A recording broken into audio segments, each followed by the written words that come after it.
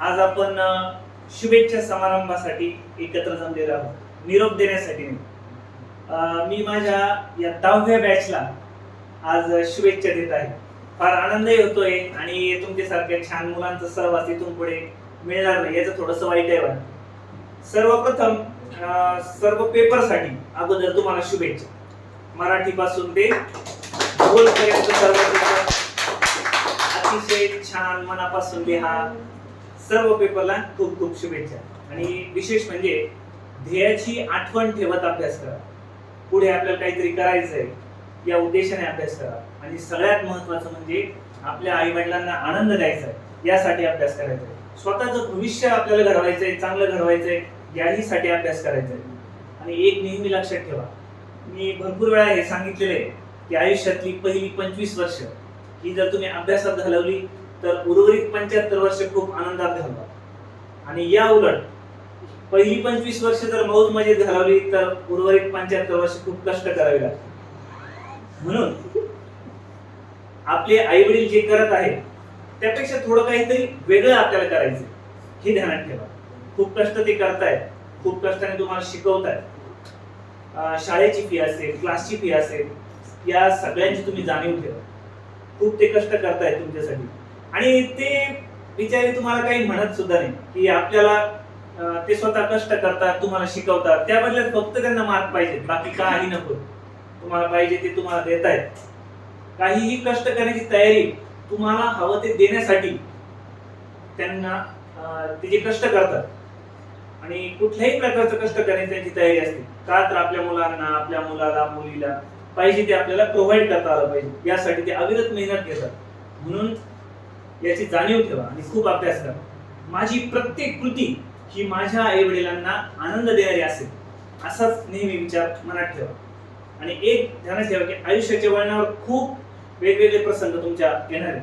म्हणजे तुम्हाला अभ्यासापासून लांब नेणारे असतील, इतके काही प्रलोभन असतील की जे तुमच्या ध्येयापासून तुम्हाला लांब नेतील.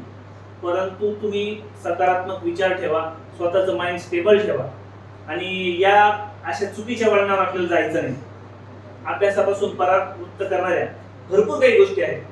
म्हणून थोडासा शांत डोक्याने विचार करायचा की आपल्याला खरं काय आहे, चांगलं काय आहे, वाईट काय आहे या सगळ्या गोष्टींचा व्यवस्थित साकल्याने विचार करायचा आणि शक्यतो सन्मार्गाने सगळ्या गोष्टी कशा करता येईल. कारण आयुष्य जर सुखकर जगायचं असेल तर सन्मार्ग हाच त्याच्यासाठी पर्याय आहे. आता परीक्षेसाठी प्लॅनिंग करावं लागतं, अभ्यासाचं प्लॅनिंग करावं लागतं. परंतु काहींचं प्लॅनिंग कसं असतं, मायक्रो झेरॉक्स कुठून मिळतात किंवा हे जे वेगवेगळे जे चुकीचे मार्ग आहेत तर या गोष्टीचा विचार न करता कॉप्या करून तुम्हाला क्षणभर सुख मिळेल, काहीतरी तुम्हाला मार्क्स मिळतील, क्षणभराची मजा आहे. काय कॉपी करणं ही कॉप्या करणं हे फक्त क्षणभराची मजा आहे, परंतु आयुष्यभराची ती सजा ठरू शकते हेही लक्षात ठेवा. आणि कुठल्या पालकांना आवडेल रे की माझा मुलगा छान कॉप्या करतो, भरपूर मार्क्स मिळवतो, असं आवडेल का त्यांना? नक्कीच आवडणार नाही. उलट त्यांची मान शर्मेने खाली जाईल. असं काही करू नका. त्यांच्या कष्टाची जाणीव ठेवा, प्रामाणिकपणे पेपरला चुकूनही कॉपी करू नका.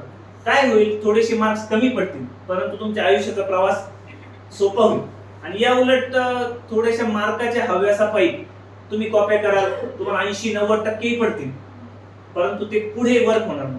पुढे कुठे ना कुठेतरी आपल्याला स्पीड ब्रेकर येत जाणार, आयुष्यात वेगवेगळ्या प्रकारची संकट येत जाणार. म्हणून कॉप्या करू नका. अभ्यासात बाबतीत जर बघितलं तर घरामध्ये वडिलांपेक्षा आई जास्त जागरूक असते. काय वाटतं? म्हणजे प्रत्येकाची आई जास्त जागरूक असते मुलांच्या बाबतीत. वडील काय करतात, पाहिजे ते मुलांना देतात, काय कंपास पाहिजे, पॅड पाहिजे, काय हवं नको ते देतात. पण आई जास्त कळकळ करत असते, अभ्यासाला बस, अभ्यासाला बस हे म्हणणारी फक्त आई असते.